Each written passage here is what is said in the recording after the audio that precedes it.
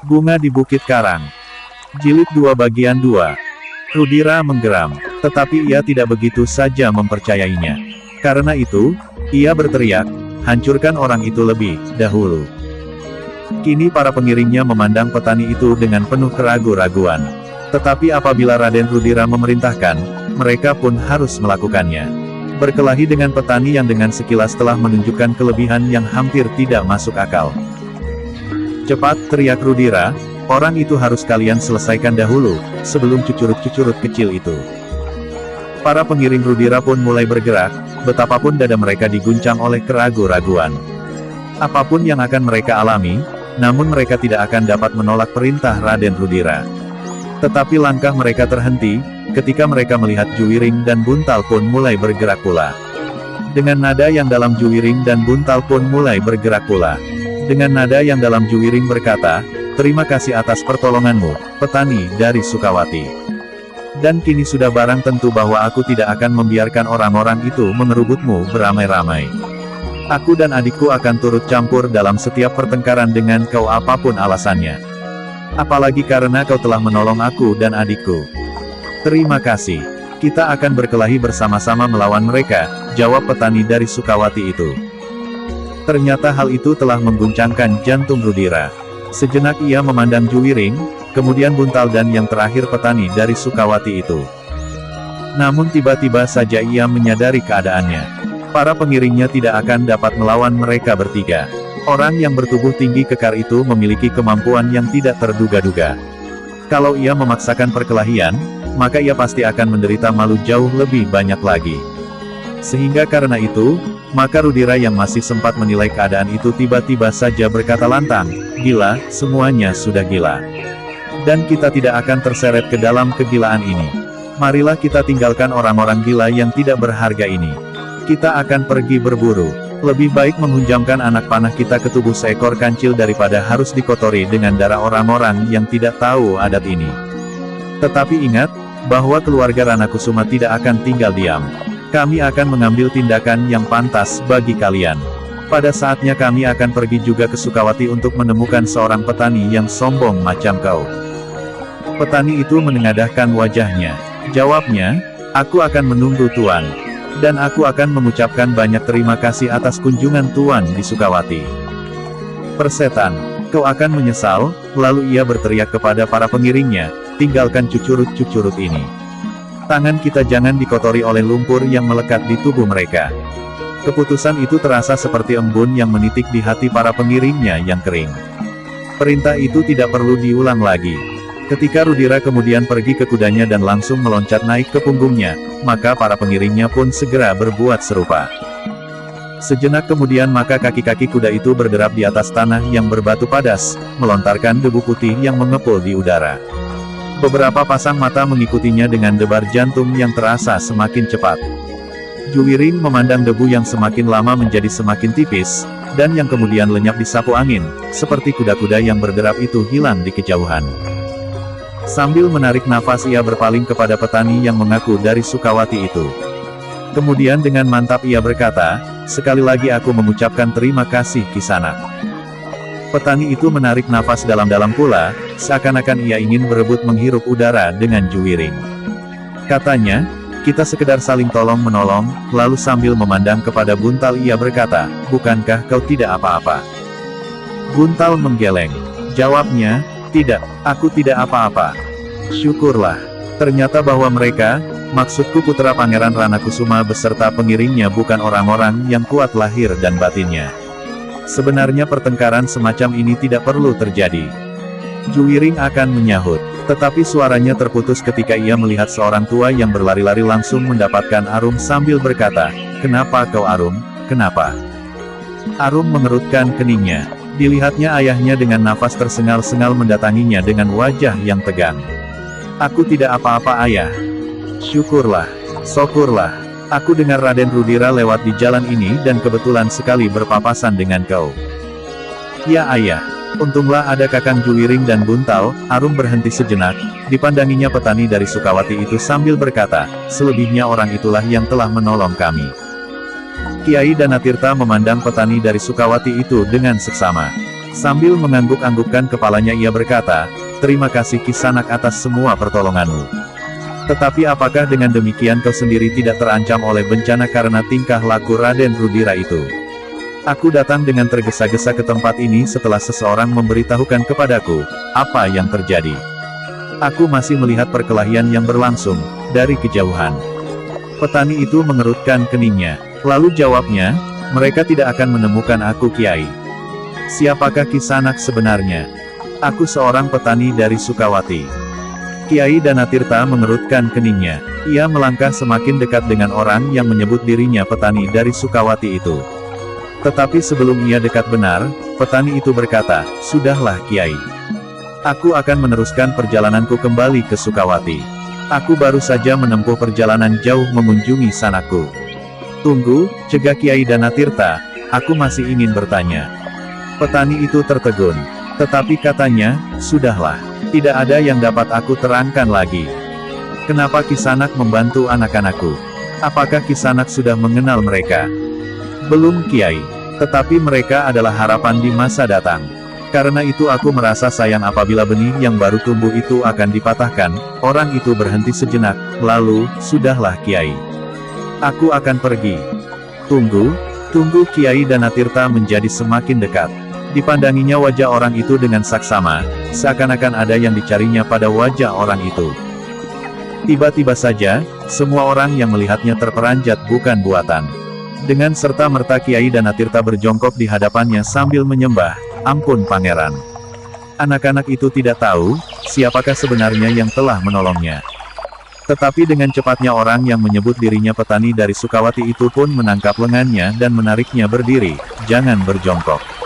Kalau kau mengenal aku, jangan kau beritahukan hal itu kepada siapapun." Tetapi Juwiring dan Buntal telah melihat sikap yang aneh pada gurunya. Demikian juga agaknya Arum, sehingga hampir berbareng mereka melangkah maju dengan penuh keraguan-raguan.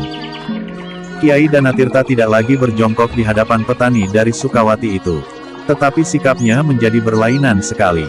Bahkan sambil menyembah ia berkata, "Ampun, Pangeran. Kami tidak menyangka bahwa Tuan akan datang ke tempat ini." Ternyata panggilan itu telah mengguncangkan dada anak-anak muda yang sudah semakin dekat, dan dapat menangkap kata-kata itu. Sejenak mereka berdiri tegak sambil saling berpandangan. "Anak-anakku," berkata Kiai Danatirta, "kemarilah. Kau pasti belum mengenalnya." Juwiring yang sudah lama tinggal di Ranakusuman pun pasti belum mengenalnya dengan baik, karena pangeran ini jarang berada di antara kaum bangsawan. Bahkan Raden Rudira pun tidak. Juwiring memandang petani dari Sukawati itu dengan dada yang berdebar-debar. Baru kini ia melihat sinar yang tajam memancar dari sepasang mata orang itu. Sementara Buntal yang sudah sejak semula melihat kelainan di wajah petani itu menjadi semakin gelisah. Ia adalah orang yang pertama-tama berdiri paling dekat dengan orang itu, ketika ia terbanting jatuh dan berguling beberapa kali. Hampir saja menyentuh sepasang kakinya yang kuat. Dan sejak ia melihat wajah itu dari jarak yang sangat dekat, ia sudah melihat kelainan itu. Arum yang seakan-akan tanpa menyadarinya bertanya perlahan-lahan, "Siapakah orang itu Ayah?"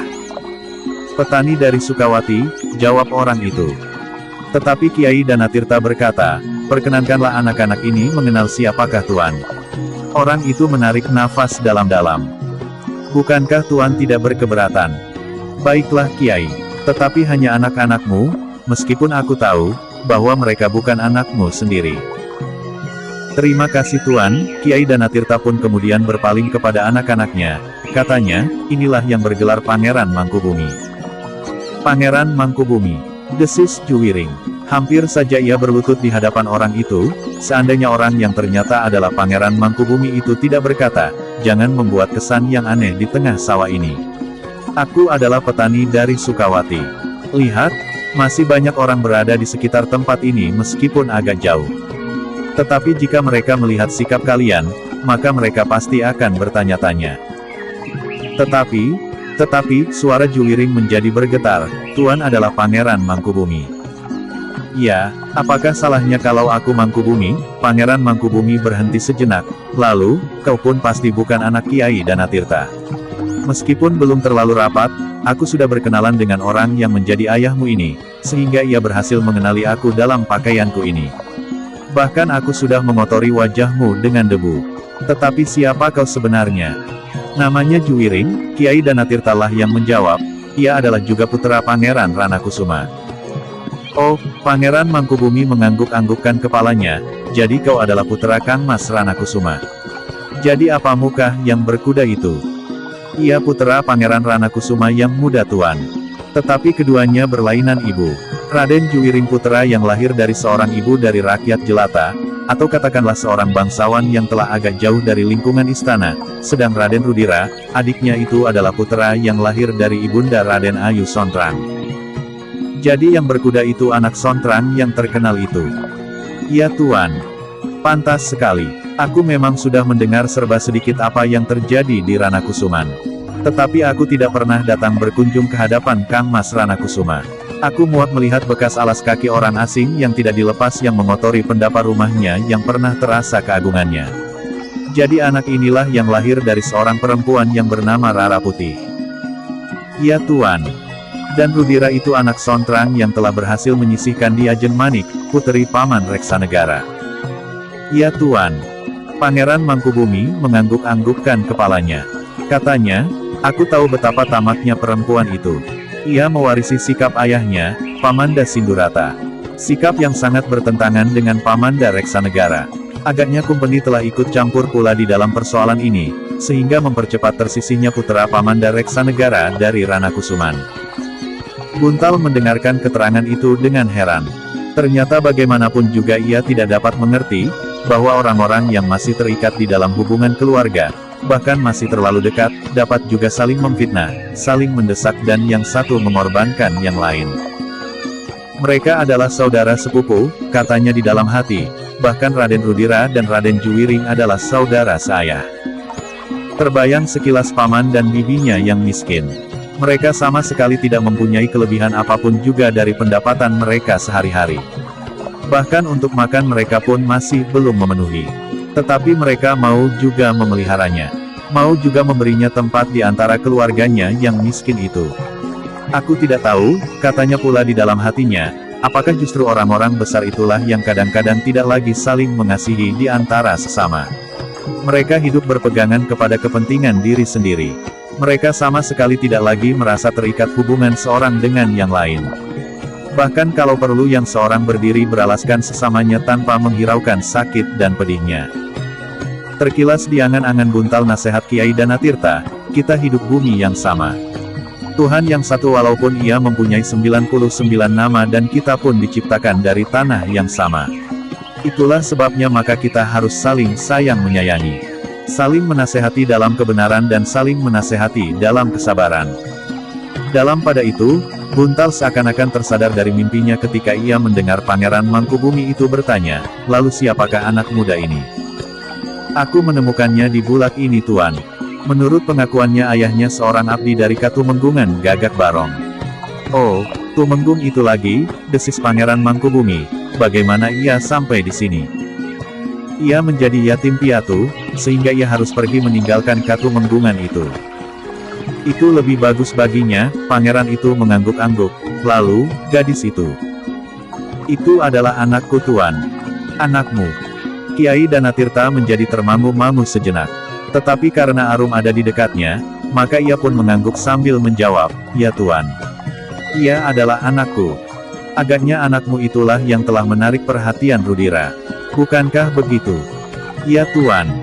Lalu, Juwiring mencoba melindunginya. Apakah Juwiring ada di padepokanmu? Ya tuan.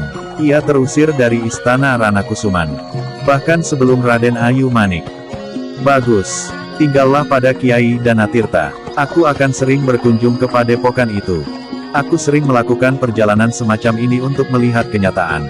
Bukan sekedar mendengar berita dari tembang rawat-rawat. Aku sendiri ingin melihat kebenaran. Apalagi setelah Kumpeni mulai berpengaruh di Surakarta. Sebenarnya itu sangat menyakitkan hati. Tetapi tidak mudah untuk menolak pengaruh itu. Justru semakin lama agaknya malahan menjadi semakin kuat. Kiai Danatirta mengangguk-anggukkan kepalanya. Ia juga menyadari kebenaran kata-kata Pangeran Mangkubumi. Kata-kata itu bukan sekedar meloncat karena dorongan perasaan yang sedang meluap. Tetapi agaknya Pangeran Mangkubumi sudah memikirkannya masak-masak. Dalam pada itu, maka Pangeran Mangkubumi pun berkata kepada Kiai Danatirta, "Sudahlah. Aku akan meneruskan perjalanan. Aku sedang menjelajahi daerah Surakarta dari ujung selatan. Apakah Tuan tidak singgah barang sebentar di padepokan kami agar Tuan dapat beristirahat?" "Terima kasih. Aku adalah pejalan yang tidak mengenal lelah.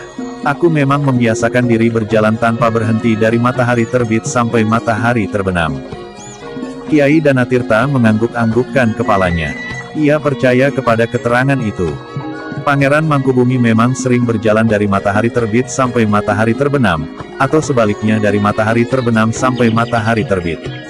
Bahkan kadang-kadang Pangeran Mangkubumi sengaja tidak berbicara sama sekali selama perjalanannya. Demikianlah maka petani dari Sukawati itu pun minta diri kepada Kiai Danatirta dan ketiga anak-anak angkatnya. Namun baginya, padepokan Jati Aking telah menarik perhatiannya. Sepeninggal Pangeran Mangkubumi, Juwiring menarik nafas dalam-dalam. Katanya, "Aku tidak tahu sama sekali, bahwa orang yang menyebut dirinya petani dari Sukawati itu adalah Ramanda Pangeran Mangkubumi." "Aneh sekali," desis Buntal, "bukankah tidak terlalu banyak jumlah pangeran di Surakarta? Tetapi Pangeran Mangkubumi jarang sekali ada di kota. Apalagi jarang sekali, bahkan hampir tidak pernah berhubungan dengan ayahanda Pangeran Ranakusuma, sehingga aku hampir tidak mengenalnya lagi. Memang sekali dua kali aku pernah melihatnya sepintas. Tetapi dengan mengotori wajahnya dan dengan pakaian yang kumal, aku tidak mengenalnya sama sekali, dan apalagi aku tidak menyangka bahwa Pangeran Mangkubumi akan menyamar diri serupa itu. Tentu Adimas Rudira tidak mengenalnya pula. Untunglah, bahwa Adimas Rudira segera meninggalkan tempat ini, sebelum Ramanda Mangkubumi bertindak lebih jauh. Ternyata bahwa Pangeran Mangkubumi benar-benar bertindak atas suatu sikap. Bukan kebetulan saja ia berbuat sesuatu di sini, berkata Kiai Danatirta. "Aku dengar sikap Ramanda Pangeran Mangkubumi terhadap Kumpeni agak keras," berkata Juwiring. "Ya, itulah sebabnya Pangeran Mangkubumi tidak pernah berhubungan dengan Pangeran Ranakusuma. Karena Pangeran Mangkubumi tahu, bahwa Pangeran Ranakusuma agak dekat dengan orang-orang asing itu." Juwiring mengangguk-anggukkan kepalanya. Dengan tatapan mata yang tajam dipandanginya petani dari Sukawati yang semakin lama menjadi semakin hilang ditelan kejauhan. Ketika Pangeran Mangkubumi itu sudah tidak tampak lagi, Kiai Danatirta beserta anak-anaknya seolah-olah telah tersadar dari angan-angannya. Tiba-tiba saja orang tua itu berkata, "Kita masih berada di tengah-tengah bulak. Marilah, lanjutkan kerja kalian." Oh, Juwiring dan Buntal pun segera memungut alat-alat mereka sambil memandang Arum yang masih berdiri di pematang. "Kau juga," berkata Juwiring. Arum mengangguk. Diambilnya selendangnya, dan digendongnya pula bakul yang berisi makanan buat Juwiring dan Buntal yang kemudian kembali turun ke sawah. "Aku akan kembali ke padepokan," berkata Kiai Danatirta, "hari ini aku tidak ikut bekerja bersama kalian. Tetapi hati-hati. Jangan kau katakan kepada siapapun, bahwa petani dari Sukawati itu adalah Pangeran Mangkubumi." Demikianlah, ketika Juwiring dan Buntal sudah berada di sawahnya kembali, maka beberapa orang dengan ragu-ragu telah mendekatinya. Bagaimanapun juga mereka ingin juga mendengar, apakah yang sebenarnya terjadi, dan siapa sajakah yang telah terlibat di dalam persoalan itu. "Raden," berkata seseorang, "kami menjadi berdebar-debar menyaksikan apa yang telah terjadi. Untunglah bahwa semuanya telah selamat." "Ya Paman," sahut Juwiring, "tidak ada apa-apa lagi. Tetapi siapakah anak muda yang berkuda diikuti oleh para pengiring itu? Apakah ia juga seorang pangeran?" "Ia putera seorang pangeran." Oh, orang-orang yang mendengar jawaban itu mengangguk-angguk. Itulah agaknya mengapa Raden Juwiring berani menentang kehendaknya, karena orang-orang itu pun tahu, bahwa Raden Juwiring adalah seorang bangsawan pula meskipun bukan seorang pangeran. Tetapi, bertanya seseorang, apakah anak muda itu tidak akan mendendam dan di kesempatan lain berbuat sesuatu di luar dugaan? Juwiring menarik nafas. Jawabnya, "Memang mungkin. Tetapi apa boleh buat? Apakah Raden belum mengenalnya sebelum ini?" Bertanya yang lain. Juwiring menjadi termangu-mangu. Tetapi ia tidak mengatakan bahwa anak muda itulah yang bernama Raden Rudira, adiknya saya. "Aku sudah mengenalnya," jawab Juwiring. "Lalu, apakah kau tidak mendengar percakapan kami dan mendengar ia menyebut namanya?" Orang-orang itu menggelengkan kepalanya. Salah seorang menjawab, kami tidak berani mendekat. Dan kami menjadi semakin berdebar-debar melihat seorang dari lingkungan kami ikut campur.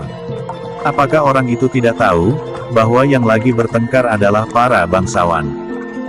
Juwiring mengerutkan keningnya. Ketika tanpa sesadarnya ia berpaling kepada buntal, dilihatnya anak muda itu menundukkan kepalanya. Namun Juwiring pun kemudian menjawab, tidak seorang pun yang mengenal petani itu. Ia sadar, bahwa tidak mudah untuk menemukannya, sehingga karena itu ia berani menolong kami. Tetapi bukankah para bangsawan mempunyai banyak abdi yang dapat mencari dan menemukannya? Berapapun banyaknya, tetapi pasti sangat sulit untuk mencari seorang petani di seluruh daerah Surakarta ini. Orang yang kemudian telah berkerumun di sekitar anak-anak muda anak angkat Kiai Danatirta itu mengangguk-angguk. Alasan itu memang masuk akal. Adalah sulit sekali untuk menemukan seseorang di seluruh wilayah Surakarta yang luas ini. Tetapi, berkata salah seorang dari mereka, apakah Raden sendiri dengan demikian tidak merasa terancam? Juwiring menggelengkan kepalanya, tidak jawabnya, asal aku tidak memusuhi seseorang, maka aku pasti tidak akan mengalami apapun juga. Apa yang aku kerjakan adalah, membela diri dan melindungi saudaraku. Orang itu pun mengangguk-anggukkan kepalanya pula. Sekilas mereka memandang buntal yang sudah mulai sibuk dengan cangkulnya. Satu dua orang yang menyaksikan perkelahian itu dari kejauhan menjadi heran. Ternyata buntal adalah seorang anak muda yang bersikap keras. Ia langsung menyerang lawannya tanpa menunggu apapun juga raksasa itu dapat dijatuhkannya. Jika tidak ada orang lain yang harus dilayani, maka raksasa itu pasti tidak akan sempat bangun. Tetapi ia tidak berbuat apapun juga ketika karena salah paham anak itu dipukuli di bulak ini, berkata beberapa orang di dalam hatinya, ternyata ia mampu berkelahi. Jika saat itu ia melawan dan apalagi mendapatkan sepucuk senjata jenis apapun, maka ia akan sangat berbahaya dan barangkali, kami akan lari tunggang langgang. Tetapi saat itu ia tidak melawan sama sekali sehingga kami dapat memukulinya sepuas-puas kami. Tetapi orang-orang itu sama sekali tidak mengerti, bahwa buntal menemukan kemampuannya justru sesudah ia berada di padepokan Jati Aking. Dalam pada itu, Rudira yang marah memacu kudanya secepat-cepatnya. Di sepanjang jalan ia mengumpat tidak habis-habisnya. Bahkan kemudian ia berteriak memanggil, Sura, Sura, kemari. Sura. Sahabat BDBK semuanya, jangan lupa subscribe, dan share ke banyak pembaca. Terima kasih. Sura mencoba mempercepat derap kudanya, agar ia dapat menyusul Raden Rudira. Tetapi kuda Raden Rudira terlampau cepat, sehingga Sura tidak juga berhasil mendekatinya. Sura cepat kemari, Rudira berteriak, apakah kau sudah tuli? Ya, ya Raden, aku sedang berusaha. Jawaban itulah yang membuat Rudira sadar, bahwa derap kudanya ternyata terlampau cepat, sehingga Sura tidak segera berhasil menyusulnya. Karena itu, sambil berpaling ia memperlambat lari kudanya. Kau sekarang sudah gila, bentak Rudira.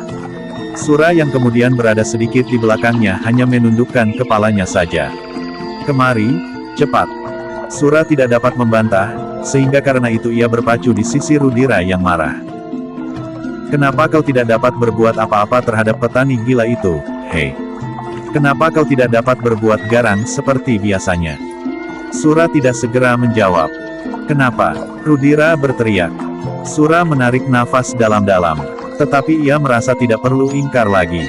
Jawabnya kemudian, Raden, orang itu mempunyai kekuatan yang luar biasa.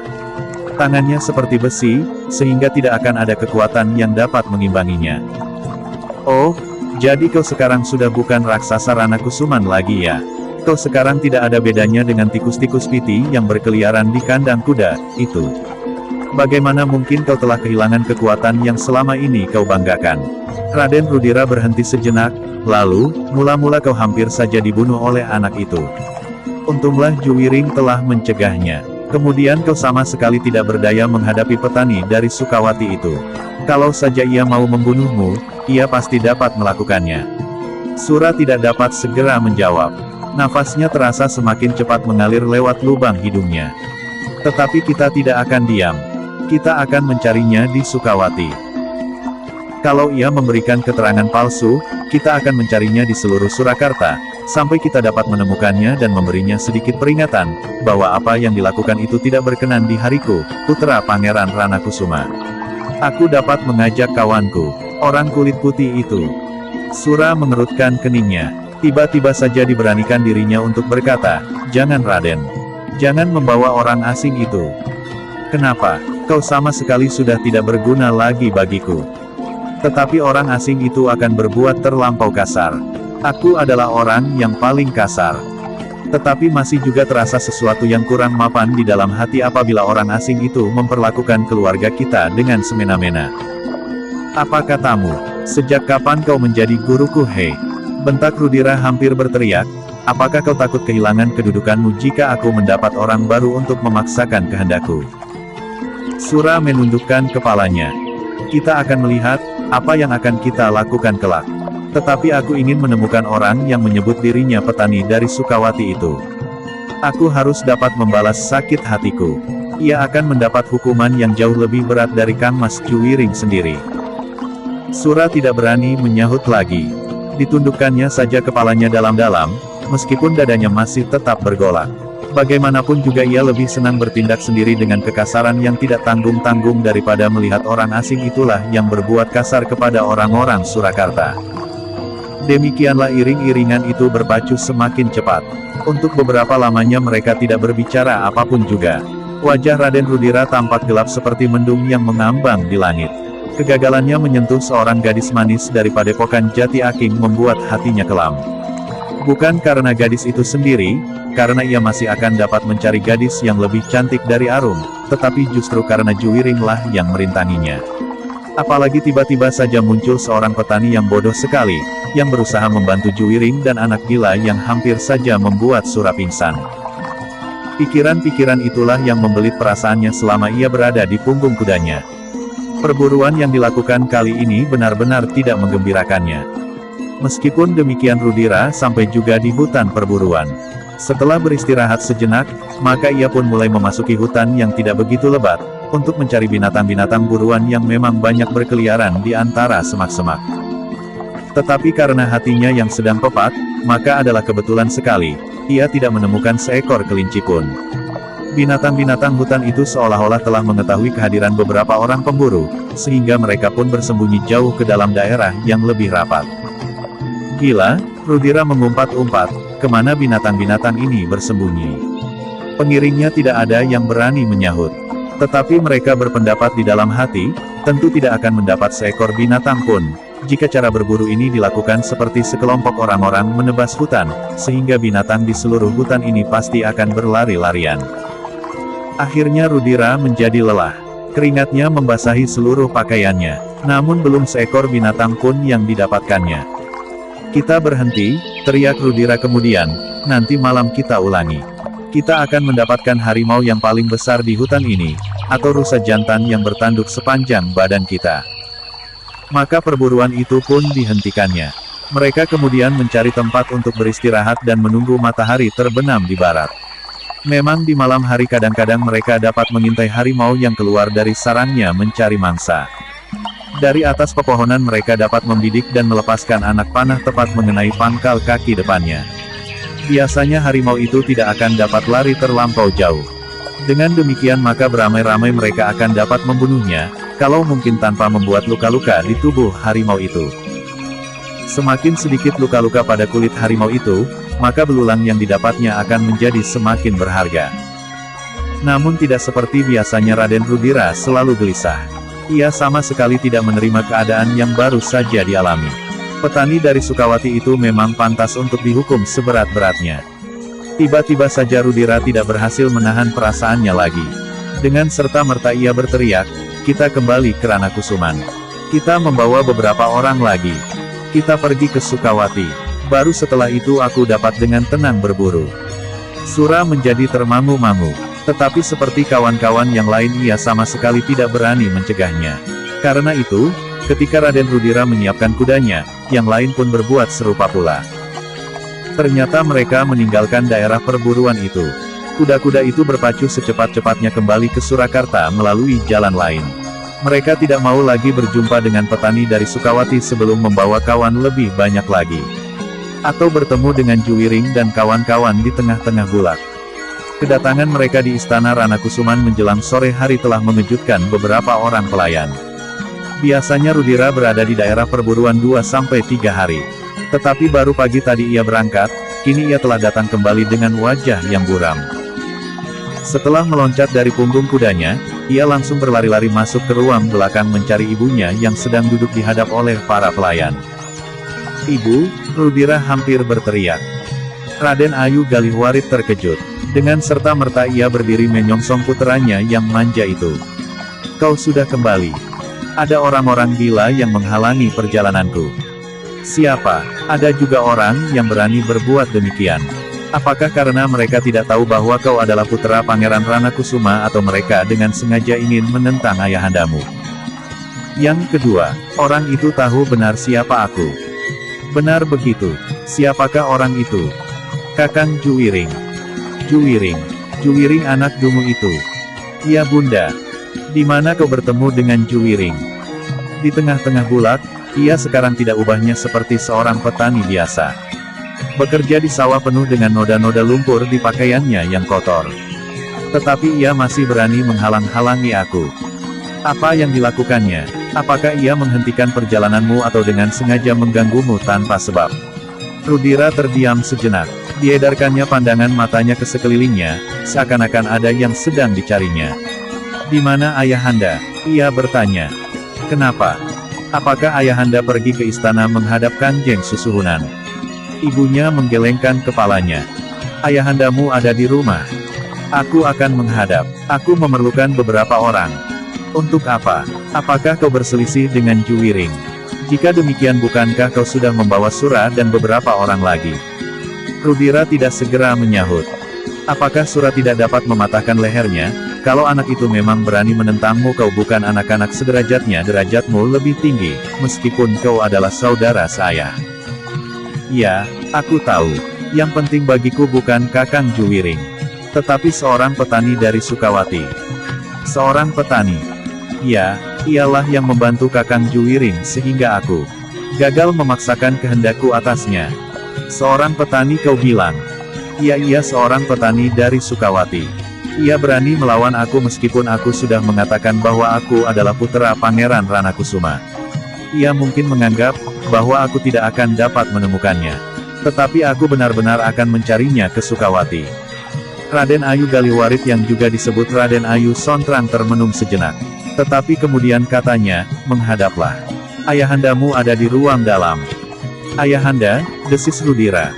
Pangeran Ranakusuma berpaling. Dilihatnya Rudira berdiri sambil menundukkan kepalanya. "Apa?" Pertanyaan ayahnya terlampau singkat. "Aku memerlukan sesuatu ayahanda." "Apa?"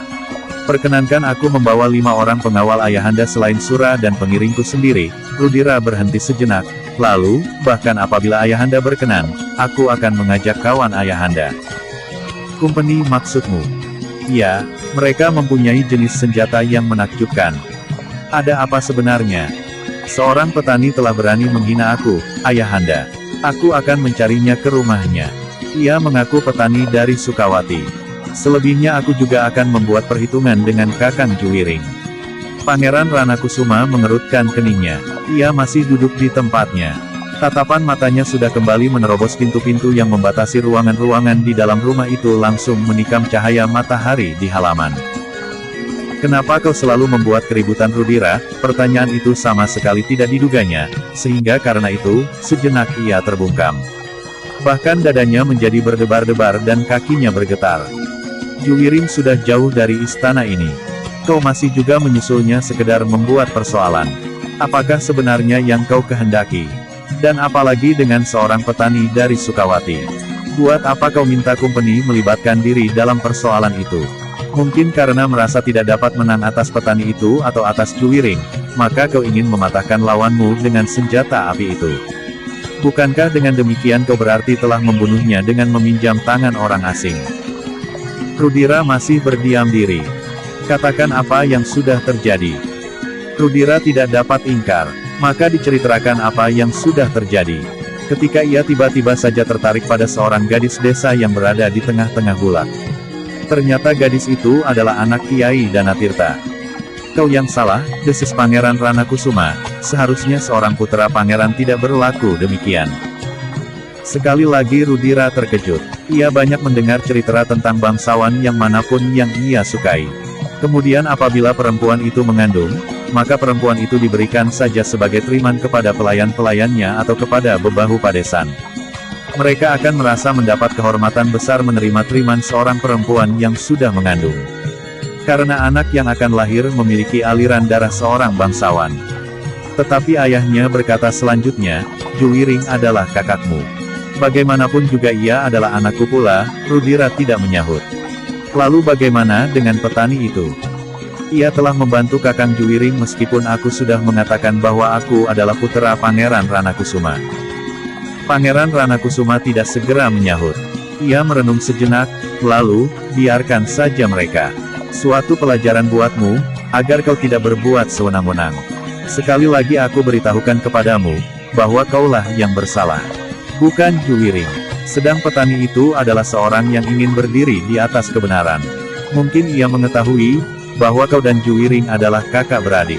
Karena itu ia berani ikut campur. Rudira menjadi semakin tunduk.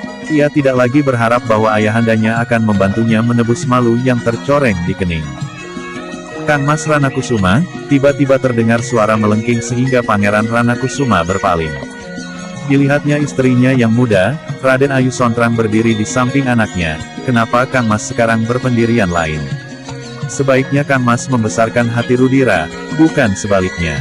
Tidak ada alasan bagi kita untuk tidak mempercayainya. Bersama Rudira beberapa orang pengiring akan dapat memberikan keterangan. Oh, Pangeran Ranakusuma mengangguk-anggukkan kepalanya. Kita memang tidak perlu menghukum Juwiring. Tetapi setidak-tidaknya Juwiring perlu mendapat peringatan agar ia tidak selalu mengganggu Rudira. Pangeran Ranakusuma mengangguk, ya, ia memang perlu mendapat peringatan. Dan sudah barang tentu, kita tidak akan dapat tinggal diam apabila seorang petani telah berani melawan Rudira. Petani dari Sukawati itu. Ya, memang petani itu adalah seorang yang deksura sekali. Nah, jika demikian apa yang dapat kita lakukan? Jadi, apakah yang diminta oleh Rudira? 5 orang pengawal dan apabila mungkin kumpeni. Bukankah begitu? Kita tidak akan dapat minta kumpeni untuk kepentingan serupa ini. Bukan secara resmi. Kita mempunyai banyak kawan yang pasti akan bersedia menolong kita secara pribadi. Aku kira itu sama sekali tidak perlu. Kalau Rudira ingin membuat petani itu jera, apakah sekian banyak orang tidak akan mampu melakukannya?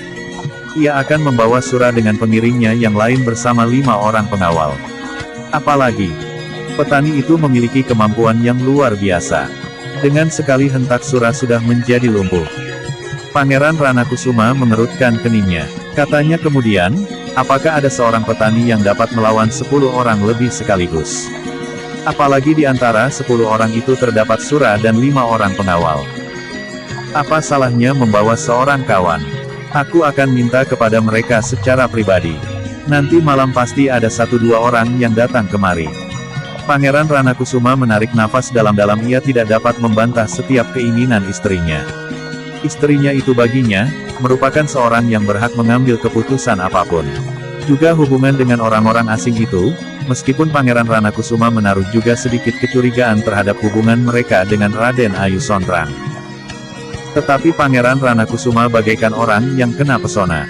Karena ketakutannya ditinggalkan oleh istrinya yang cantik itulah, maka seakan-akan ia harus menuruti semua permintaannya. Meskipun demikian kali ini karena persoalannya akan menyentuh tanah Sukawati ia masih mencoba memperingatkan, ingatlah, kedatangan orang asing itu masih belum dapat diterima sepenuhnya oleh rakyat Surakarta. Apalagi persoalannya akan menyangkut daerah Sukawati. Kita tahu bahwa daerah Sukawati adalah daerah yang berada di bawah perlindungan Adimas Pangeran Mangkubumi. Dan kita tahu, bahwa Adimas Pangeran Mangkubumi bukanlah orang yang dapat diajak berbicara dengan baik mengenai orang-orang asing itu. Apa peduli kita dengan Pangeran Mangkubumi? Kalau Pangeran Mangkubumi berani menentang kedatangan orang-orang asing itu, berarti ia akan menentang kekuasaan Kanjeng Susuhunan. Dan itu tidak akan mungkin terjadi. Memang demikian. Tetapi alangkah baiknya kalau kita tidak ikut serta mempertajam pertentangan itu. Biarlah Rudira membawa pengawal berapapun yang dibutuhkan. Tetapi ingat, jangan merusakkan daerah Sukawati. Ia hanya dapat mengambil orang yang diperlukan. Bahkan orang itu sama sekali tidak berasal dari Sukawati, tetapi sengaja menyebut dirinya orang Sukawati. Aku sudah memperhitungkannya ayahanda. Tetapi seandainya bukan orang Sukawati, aku akan mencarinya. Aku akan menjelajahi bulat-bulat panjang, karena aku menduga ia memang seorang petualang. Kau akan membuang-buang waktu. Tentu tidak setiap hari. Kadang-kadang aku akan memerlukan melewati jalan-jalan padesan. Hatiku benar-benar telah disakiti.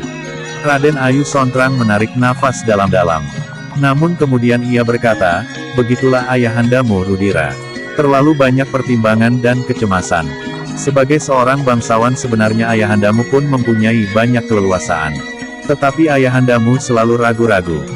Pangeran Ranakusuma tidak menyahut. Ia hanya menarik nafas saja dalam-dalam.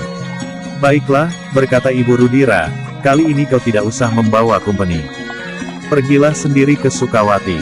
Meskipun Sukawati berada dalam perlindungan Pangeran Mangkubumi, tetapi kau berhak mengambil seseorang yang telah berbuat salah kepadamu. Kau dapat menemui Demang Sukawati dan membawanya serta. Ia tidak akan berani membantah perintahmu apalagi atas nama ayahandamu Pangeran Ranakusuma. Baik Ibu, aku akan pergi besok. Aku harus mengambil petani itu. Aku masih ingat bentuk dan ciri-cirinya. Kalau bukan aku, Sura dan para pengiring tentu masih ingat pula.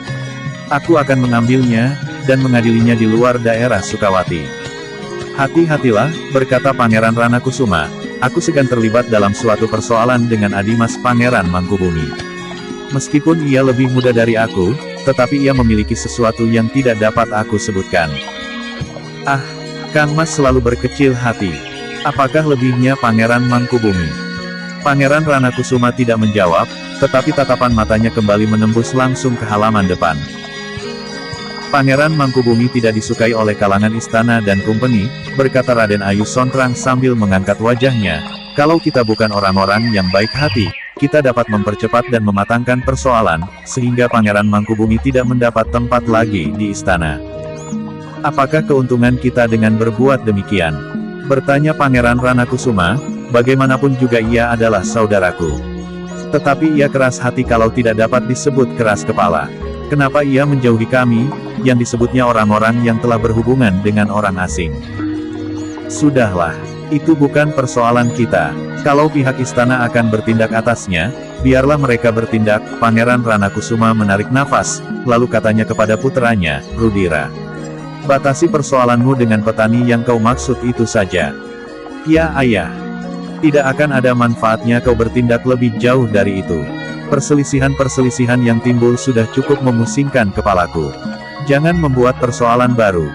Kang Mas Pangeranlah yang sebenarnya terlalu baik hati. Tetapi di zaman ini orang yang terlampau baik, pasti justru akan terinjak.